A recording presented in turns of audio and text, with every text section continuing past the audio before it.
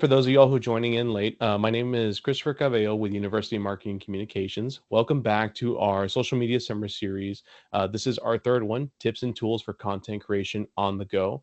I'm going to be sharing some insights with you all on some of the things that I think you'll find very beneficial when it comes to content creating, whether it's planning things in advance or event coverage. So I am sharing my screen. In the chat, can you all give me some thumbs up if you're able to hear me and if you're also able to see my screen? Thumbs up in the chat. Awesome. Thank you, Christina. And again, if y'all haven't joined us for the last sessions, if you could please let us know in the chat which department that you're visiting from, that you're representing. We would love to know more about you all and which departments you all come from.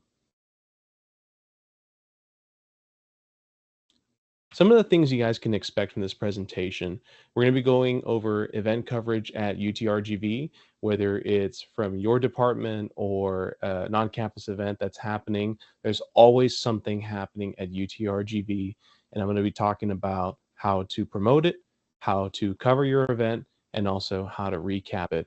We'll also be going over photo and video shoots, right? So planning ahead, perhaps writing a script, deciding where your location is going to be at, executing these video shoots, communicating with your team, and of course, uploading the final video.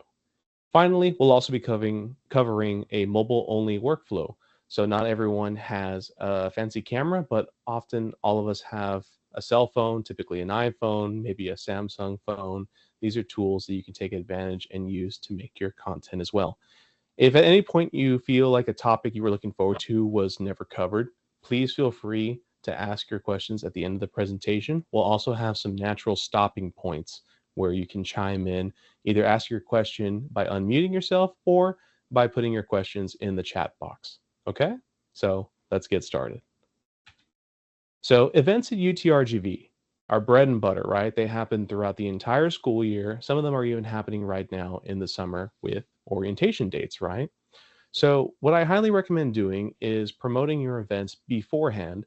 This can be something simple as a graphic, maybe even a flyer. I know I've seen a lot of departments post their flyers, their PDFs, and they convert those to an image, right? Like a PNG or a JPEG, and they upload those on their Facebook or Instagram page.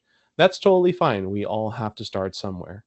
But sometimes too, you want to promote by maybe using footage from last year's event. Well, Chris, what if I don't have any footage from last year to work with? That's totally okay. Just as I'm talking to you on the camera right now, you can take advantage of what's called talking head videos, right? Because I'm a talking head on the video. And I'm going to invite you to our next upcoming event. It's happening at this time, this location. You should join us for X, Y, and Z reasons. We hope to see you there. That is a much more effective tool, right, than just posting a graphic or posting a flyer. And I think that that's going to be really engaging and people will see the face of the organization. And then when it comes to event capture, right, you want to document as much as possible. That way you'll have footage to not only create a recap, but also to promote for the following year, right? And one of the tips and tricks that I recommend, right, is to document the same action multiple times in different clips from different angles. So, for instance, an example is the student will walk in and they scan their student ID to attend the event. I will film them walking up, then I'll get a separate clip of their hand scanning their ID, then I'll get a separate clip of them walking in. By doing so, you're breaking up your audience's attention span. And instead of showing just a wide clip of somebody walking in, you're kind of telling the story and adding a little bit of spice to the narrative. So I recommend creating an archive of events, a structured folder, whether that's in your phone and your camera's gallery or inside of your Mac or Windows computer. That way, if you ever need to recall and say, hey, do we have any footage from last year's event? You can easily find it and incorporate it into your promotional items. And by building a content library, as your coworkers or students will come and go, it'll be easy to find throughout the years to come. So the cycle, right, of event coverage, we talk about promotion, we talk about covering and recapping. Then, right, these events are cyclical. when they happen again next year, you go back to that archive that you've created, and now you can create a better promotion than you did last time. Some additional tips, I'm going to expand this here. Watch last year's content, right? So, what happened last year? How did our team promote that? How did they cover it? And how did they recap? This coming year, what could I do better or differently, right? Make sure that you plan ahead. What can I do today to prepare for a smoother tomorrow? Do I have all the gear that I need? Is everything charged beforehand, right? Do I have the people that I need to make my video? Have a plan, but stay flexible, right? And I always tell people have a skeleton of a plan, bullet points. Know how your plan is going to flow, but stay flexible, right? Because things happen, we have these expectations, and when they're not met, we're typically disappointed. So instead, have somewhat of a plan, but be ready for anything because with live events, you don't know what's going to happen. Sometimes things don't go according to plan, and sometimes that's for the best because you have something fresh and organic for your content. And always have a balance, right, between speed and quality. So events are timely, and in my opinion, perfection is impossible. So be realistic with your deadlines. When I say events are timely, I mean, I don't recommend that you guys upload an event recap 2 weeks or a month after the event has happened, right? Because once it has already happened, it's already in the past, it's no longer timely. So if you're an editor out there, right, and you're doing the event recap or even the promotion for this upcoming event, don't aim for perfection when it comes to your masterpiece that you're going to upload. And instead, find a balance of quality and speed and save that motivation for your next piece of content. Because some advice that an old supervisor once told me was, Chris, I don't need it to be perfect. I just need it to be done. Okay. So if you ever need some tips on how you can speed up your workflow, it's going to come with experience, learning from your mistakes, and moving forward from them. Okay. I also highly recommend, if possible, visit the location beforehand, right? Oftentimes, these events happen at the same places. Perhaps it's been on campus and you already know where to go. But if you've never been there before, it really is beneficial to go there beforehand and know what lighting am I working with? Is the Wi-Fi going to be available for upload, or am I going to have to struggle with my cell data, right, to upload on stories or to upload the final post? That's why I recommend visiting the location beforehand. So next, we're going to move on to planning effective shoots. Whether this is photo, whether this is video, a lot of this will apply to both, right? So I want you guys to close your eyes and imagine what is the final video or the photos that I'm going to upload. What do those look like? And now I want you to reverse engineer that final product, right? What do I need to do to capture that content and achieve my desired outcome, right? So consider your locations, the lighting, the people that you're going to need, the gear, whether that's office equipment that you already own. Perhaps you're going to have to use your own cell phone. And I want you to factor in lighting, right? As I mentioned earlier, am I working with the lights inside of the student union, perhaps? Am I going to do this outdoors where it's super bright and super sunny? Or maybe it's an evening shoot where there's not enough lights. Now I need to bring my own lights. These are all things I recommend that you think about beforehand. And at University Marketing Communications, we highly recommend creating a checklist, right? So, as I mentioned earlier, do I have all the equipment that I need? Do I have all the people that I'm going to need for this? Is everything charged beforehand? Have I tested everything to make sure that it's all in working condition? Maybe you want to go out there and visit the site and know what kind of environment you're working with. This simple checklist will make sure that you're best prepared when you're out there on location, whether it is a photo or video shoot. And as always, communicate expectations with the people that are helping you, right? Your coworkers might be your actors in the video. They could be the students that are acting, right, in the video, or they're posing for your photo shoot. Make sure you tell them what the expectations are. That way they come prepared. Maybe you want them to be in spirit outfits and you don't want them showing up in pajamas, right? So communicate with them, hey, I want you all to come in with this specific outfit. We're trying to show people this kind of experience. So dress the part. It's going to be happening at this location. It's going to be happening at this time. And if anything changes, I'll be sure to let you know in advance. Okay. And as I mentioned earlier, stay flexible, right? Things are going to happen if it's a live event. Maybe it's at the Stomp, right? Or Welcome Week events. You don't know what situations are going to happen, but you kind of want to keep your head on the swivel because you never know what kind of moments you're going to capture and could really make the final edit of your recap, of your promotional video, or even a product or service you're trying to promote within your department. So, again, just to recap, take advantage of visiting the location beforehand. What does the lighting look like, right? Are you dealing with harsh sunlight, extremely dark settings? You always want to make sure that your subject is in good lighting, right? So you guys can't see it off camera, but I have some lights on me because I want to make sure that I look well lit for you guys. Bad lighting is often associated with either style or the mark of an amateur. So if that is something that you are intentionally going for, that's awesome. I applaud you. But more often than not, bad lighting will tell people they're still kind of learning what they're doing, and that's totally fine. Framing, on the other hand, so I gave myself enough headroom, right, in the framing of this video.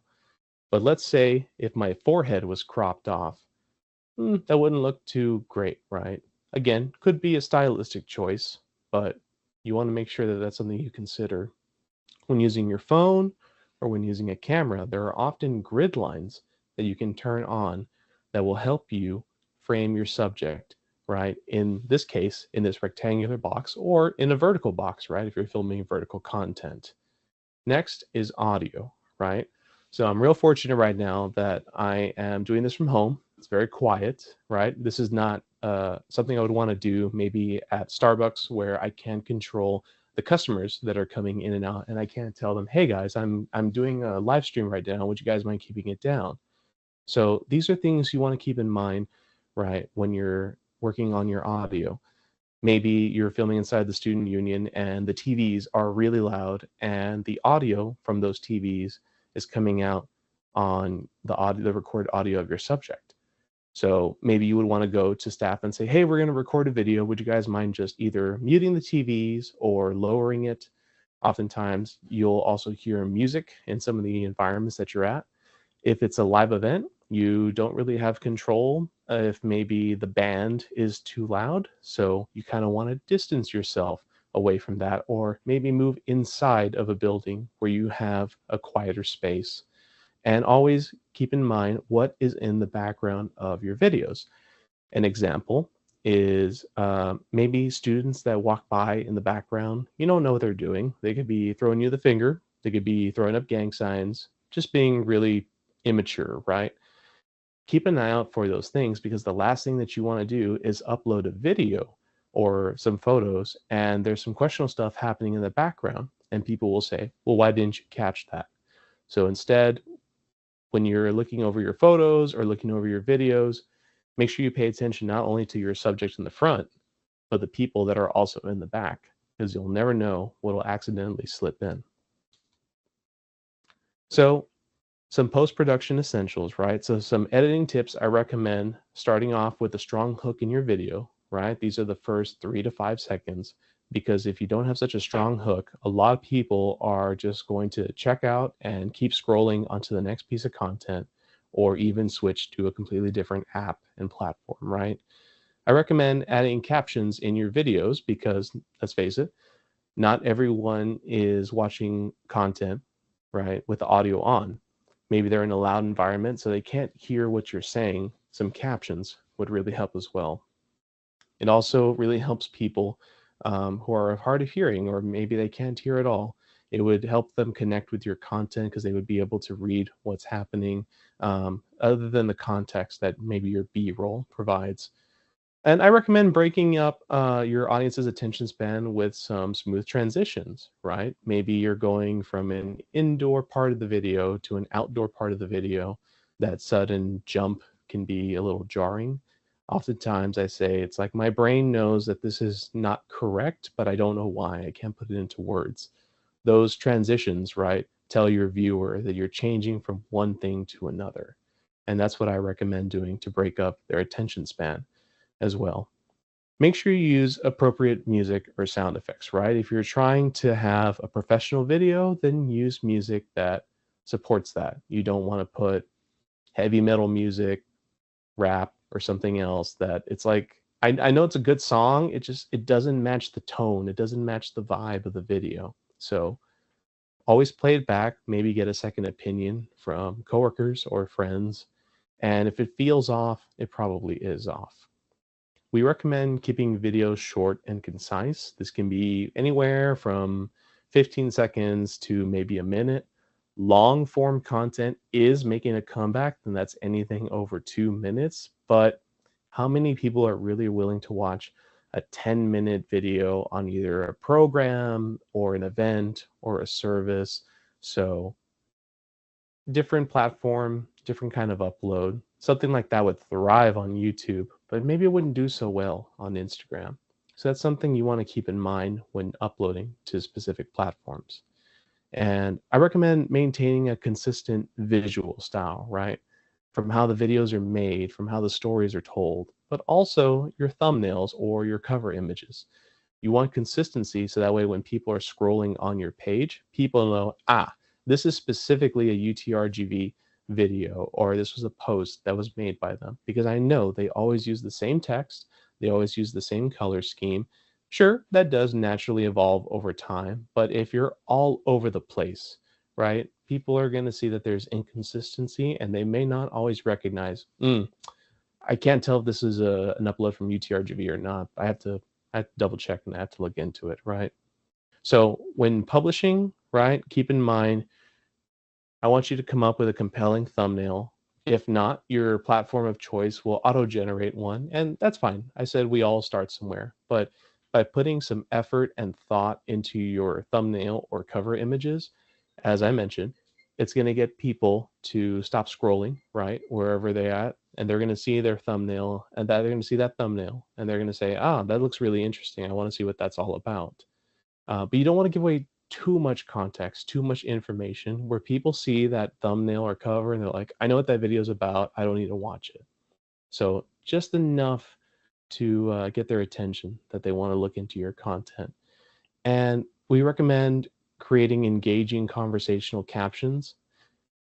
That has evolved over time. There's no reason to really put, just paragraphs in there because let's be real, nobody has time for that, and only a few small percentage of people are gonna want to read everything that's there. But truth be told, with short attention spans, I highly recommend keeping it short, keeping it concise, adding a little bit of flair in there to entice the person, right, to look into the content. And if your audience really cares about what you're talking about, they'll ask for more information or they'll dig deeper as well. And you can put a call to action, right? To learn more, visit X, Y, and Z. Give us a call at 956 something something, and engage in your with your audience whenever they comment that they show clearly like how can we learn more. Um, Whenever you're collaborating, right, with other departments, we highly recommend tagging them because there's a chance that they'll reshare it, right, on their platform or on their page, and you have a chance for your content to perform a lot better.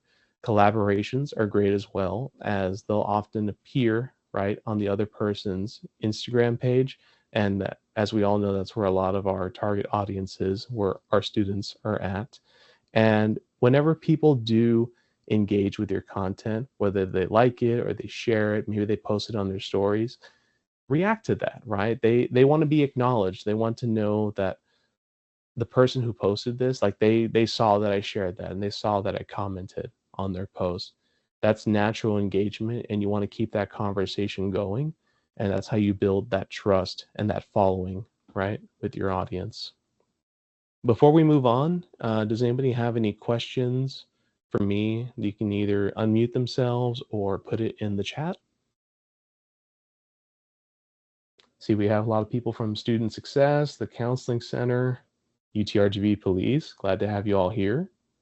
Veterans Business Outreach Center. Very cool. IT strategy and business relationships. Cool. Glad to have you all here. Here's a question from Cara Lara. What would be a good example of a good hook? So, in my opinion, an example of a good hook, right, is something that intrigues, right, your viewer, but it doesn't answer the question. It just leaves them curious. Oftentimes, this will also mean telling the person, right, what your content is all about.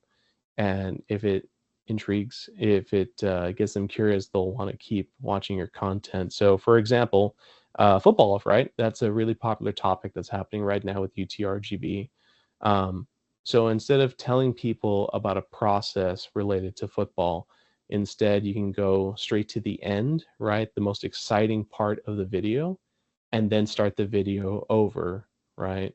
So I don't currently have an example to show you all at this moment, but I think if you immediately provide value to your viewer instead of making them wait all the way to the end of the video, they're actually going to stick around because they know, what they're talking about is relevant to me. I don't have to keep scrolling. Hi, Talent Search. Glad to have you all here as well. Mm, And when it comes to a good hook, what you guys can do too is take advantage of your metrics, right? So last week, Kara spoke about Meta Business Suite that will provide you data on your content. From there, you can see, even on the native Instagram app, you can see audience retention. At what point are my audience members dropping off, right? They stop watching for whatever reason at a certain timestamp of my video. Well, you can always go back to that video and look at that timestamp. Maybe it was a specific edit, maybe it was a specific clip, maybe something that was said, and that's when people start dropping off. Learn from that and correct that, right, for your next upload. Okay, I don't see any additional questions. So I'm going to move on to mobile content creation, right? So all of us have a cell phone, or at least most of us do. And if not, sometimes there is an office phone available, or maybe we're sharing, right, with our colleagues and our coworkers because they have the latest phone. But it's an all-in-one tool and it does everything. It is your camera, it is how you edit, and it's also how you upload. So you can have a quick turnaround time from filming an event or maybe filming a video shoot or taking photos, doing a little bit of quick edits, and then uploading immediately to your platform of choice. In my opinion, this is one of the fastest ways that you can go from capturing to uploading. You are sacrificing a little bit of quality, but phones have gotten so good that that sacrifice is starting to get smaller and smaller as phones will inevitably catch up to DSLRs and mirrorless cameras because of the computational photography that is happening with that. But it also means that anybody can get started, right? You don't have to wait for the perfect piece of equipment. I'll start making videos when I get that camera. I'll start doing that when we get those microphones ordered. Instead, why not start now with what you have? And as you get better, you'll realize it wasn't the equipment that was holding you back, it was yourself. So, with that in mind, there are some limitations when it comes to a mobile only workflow, right? So, when should you use other tools than just your phone? I recommend when you're doing complex projects, right, that have like just a lot of either video clips, sound effects taking part over multiple days. It's just really, really easier to stay organized on a computer. Now, whatever platform you choose to use, I know the industry standard is like Adobe Premiere, Final Cut, um, whatever you choose to use, they're all typically performing the same way. It's just a lot easier sometimes to work with a bigger screen than it is to work on a small phone. So if you have a really complex project, I highly recommend putting down the phone and editing on a computer. You can still capture on your phone, but if you need, right, just more real estate on your screen to see what you're doing, that's when I would recommend working on a computer. Perhaps a low light situation, right? Our phones can only do so well because of the size of the sensors that are inside the phones. Cameras, however, regardless of the size, they always have a larger sensor inside them, so they're going to do a lot better in low light. So if you have a nighttime shoot, a dedicated camera is going to be the better tool for filming than your phone. Of course, if all you have is your phone, the software is going to do the best that it can to allow light in and make the image look great, just within reason, right? And if you're going to be making content that's going up on a large screen, an example is sometimes I have to make videos for new student orientation. While my phone can do a great job when it is displayed right on a, I'm going to say 200-inch screen for all of our incoming freshmen, they're going to start to see that the video is not super sharp because it's blown up to a large scale. But if I had filmed at a higher resolution with a higher quality camera, right, like a DSLR or mirrorless, that content would look a lot better because of how blown up it's being displayed for my audience. And some advice that I like to share with you all is, how do you constantly stay inspired, right? This is something that I often run into, right? Because a lot like going to the gym, how do people find inspiration to keep going, right? Well, some advice that I was told was that inspiration will inevitably run out. And what keeps you going is commitment. So that's commitment to going to the gym. What about commitment to content creation, right? Because in our line of work, burnout is kind of inevitable.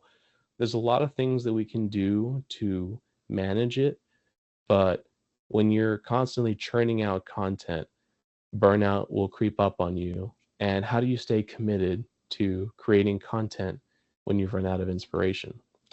So here's what's worked for me, right? You got to find things that inspire you. It could be a YouTuber or somebody on TikTok that you really enjoy the content that they make and it resonates with you. And you think to yourself, "Oh, this is a great piece of content.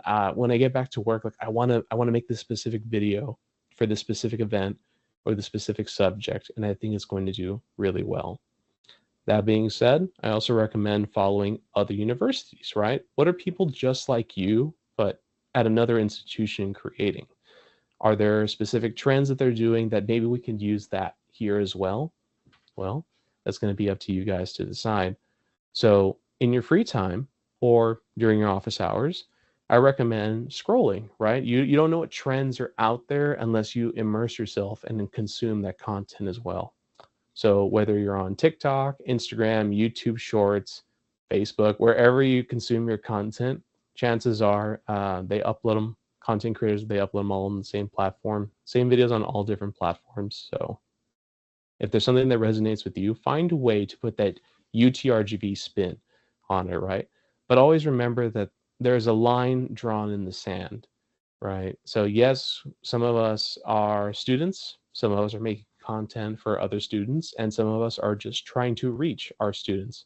But we are still an institution in some way, shape, or form. We all represent UTRGV. So always remember to tailor your content, that it never crosses that line, and find a balance, right, between humor, relatability, and brand integrity. So, when it comes to editing on your phone, I highly recommend CapCut. It is the industry standard. Over the last year, they have started shifting a lot of their basic functions as a pro feature because they want your money. And since it's owned by ByteDance, who also owns TikTok, the UT system and by extension UTRGV forbid purchasing a license to use that. So I choose to pay for it by myself only because I was already using it before I was hired at UTRGV. I've been using it for years and I don't see myself using any other platform. But fortunately for you guys, something recently got launched and it's called Instagram Edits. It is like a more basic or light version of CapCut, similar functions. It's just I'm conditioned to using CapCut. I know exactly where everything is. Instagram Edits will do the same thing, but for free. The only difference is it's still in its infancy. So some things are harder to find. Some features are not there yet, but I highly recommend you guys take advantage of that because it's free and there's no issues whatsoever with it. You can also use the built-in editors on Instagram itself or on TikTok and then download those final videos into your phone and upload them from your platform of choice. Now, depending on who's watching, maybe you already have a workflow, right? There's a lot of free apps available on the App Store. There's also some really affordable ones that you can get, like at Best Buy, or even downloading nowadays. There's not even a physical disc to install, it's just installing a program. Just make sure that whatever you use is cleared by your department, it's cleared with UTRGV's IT policy. And if it's on your personal device, just always make sure to read the reviews on the App Store so that way you're using a reliable product and that it's not a scam, okay? Now, I know Canva has also been growing in popularity for video editing. Personally, I do not have any experience with that, but I know a lot of our students, and by extension, probably a lot of people watching this webinar, might have already started dabbling with Canva. So if that works for you, that's awesome. All these tools basically do the same thing. Some are just more convenient than others, and that's usually why there's a premium price tag attached to that as well. So now that we've covered apps, let's talk about planning and publishing. This is calling back, right, to Kara's presentation from last Thursday with Meta Business Suite. There, you don't have to pay for anything, and you're able to schedule and track your posts. It's extremely convenient as opposed to having to upload natively on each individual app. At least with Meta Business Suite, Facebook and Instagram are connected. And perhaps you're going to be sharing this responsibility with another coworker, another colleague, or another student, right? Make sure you guys communicate with one another when you're scheduling content. Maybe you guys can create a calendar, um, whichever platform you choose to use for this calendar. That's fine. Just make sure that you communicate with one another when stuff gets scheduled, moved around, or taken down. Take advantage of third-party project management tools out there. For example, there's Metricool. There's trying to remember some of the other platforms that I haven't used in a while, but basically they're premium services that you pay for, and they connect all of your social media platforms onto one platform. So in this example, Metricool, I'm able to upload either, let's say I'm gonna do a carousel, right? A mix of photos and videos, and I want them to go up to my Instagram account, my Facebook account, my X account, um, maybe YouTube, Vimeo, maybe Blue Sky as well. If I've already connected all my accounts beforehand, all I do is upload one piece of content with all my accounts connected. It's going to get uploaded at the same time. So I won't have to copy and paste my caption for every single post. I just do it once, and this third party platform puts it everywhere else. So in the chat, Kara also recommends Hootsuite. That is another one that I was trying to remember. And she has also recommended a few universities that she follows for content inspiration. We have Boston U, UCF, and Temple University. So whoever you choose to follow for whatever reason, maybe you like the content that they make, or they have a similar demographic, right, to our university, find your inspiration out there, and whatever resonates with you, you get to decide what things do I like from their content that I'm going to implement and make my own. Finally, on the presentation, We're going to go to accessories. So maybe your office is able to have a budget and you're able to order equipment, or maybe you feel like purchasing stuff for yourself and practicing at home. I would recommend like a smartphone gimbal for steady footage. Our hands can be shaky sometimes, and yes, the phones and the cameras will compensate, but only up to a certain extent. You would need an additional tool for very steady footage. Um, it's not really necessary unless you're planning on, walking a lot while getting your content or even running. I find nowadays by, holding your hands close together, tucking in the elbows, and that will make you super steady, as opposed to when you have your arms out, your content might be a little bit shaky. I'm hoping I sound really good, and it's because I'm using an additional microphone that's just off camera. I'm not using the built-in mic from this webcam because I wanted to have better audio, better clarity, and I hope that's something that you all are able to hear. Um, Audio is half of the content, right? It's half video, half audio. So if you have a cheap camera but great audio, people will forgive you because maybe it's a stylistic choice. But imagine if I had the sharpest video possible and terrible audio, people would, it's a little jarring and they go, I mean, it looks nice, but it sounds terrible. So if you had to pick one or the other, I would say go for good audio, and down the road you can get better video. I also recommend stabilizing your shots, right? So we talked about running and gunning, right? Keep the arms tucked. That's how you get steady shots. But maybe you want to lock your camera down or your phone because you can't hold still for 10, 20, 30 minutes or even longer. So in those moments, that's when you would want to get a tripod for permanent stability. That way you don't get super tired and fatigued from holding your camera for long periods of time. On top of that, a portable light is really great for filling in those dark spots. So I know the webcam is going to try and automatically compensate, but if I turn off my lights, look, see, now there's shadow on my face and shadow there too. Now the camera is compensating, but I would probably look better if I added some fill lights. So the way that you shape light impacts mood, right? So going back to the example, I'm going to turn one light off. So now there's half of my face covered in shadow, right?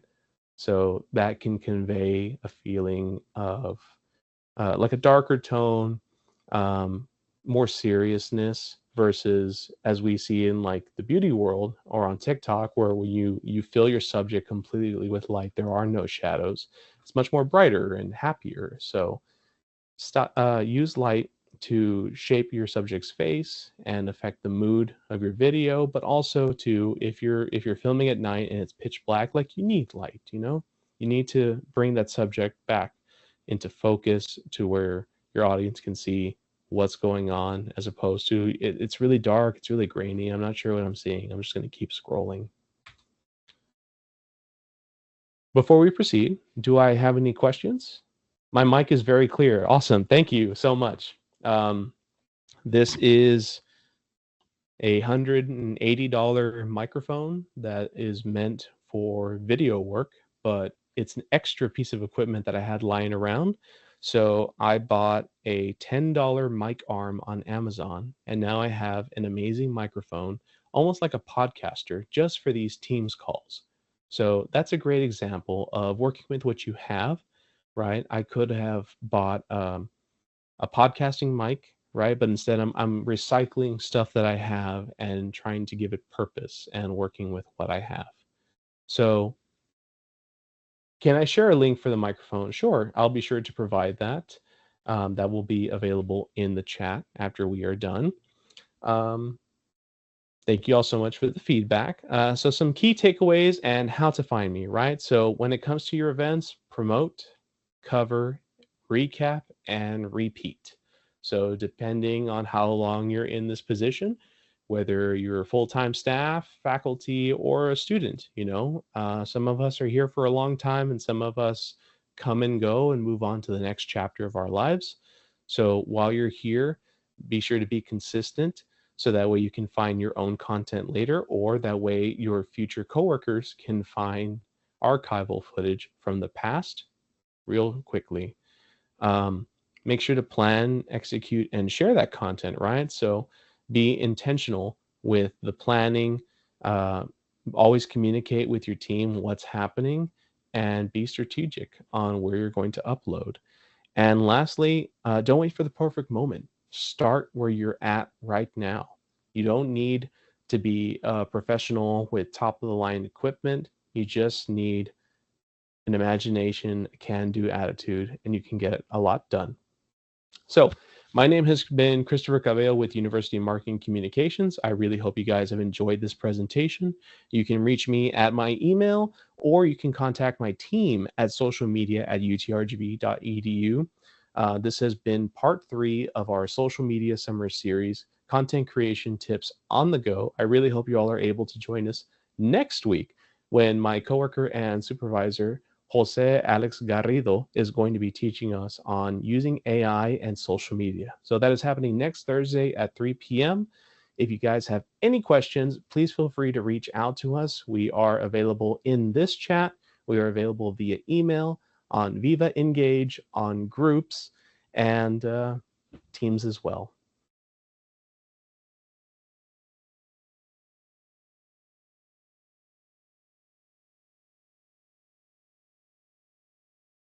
If you guys have any questions that you saved for the very end, maybe there is a topic I did not cover, I will make myself available for the next few minutes to answer them.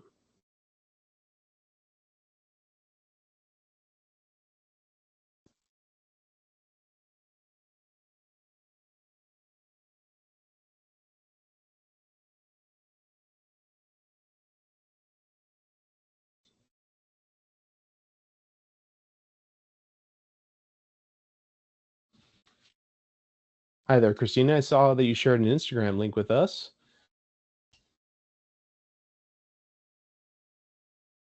Cool. Okay. I'm going to try and share it with the rest of the team as well.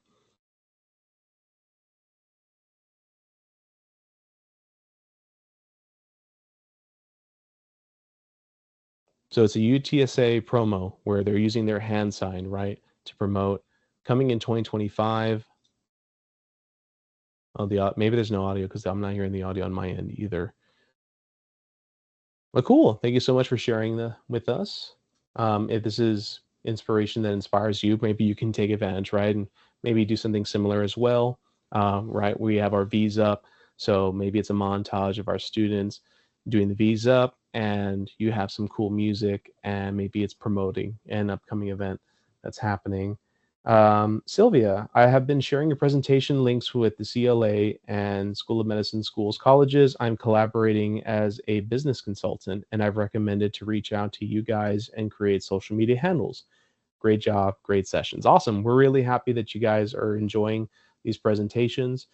We have made ourselves available, right, to empower you all, to get you all equipped for the coming school year. And let me tell you, everything that you guys make, we do our best when we're scrolling on behalf of UTRGV to engage with your content, to show you all not only that you are seen, but we tell you that you guys are doing a great job, whether we comment in the comment section or maybe we send you guys a DM. We want you all to know that we're very proud of the content that you make and the audience that you're building, either with your students or with people who might discover you as they're scrolling on platforms.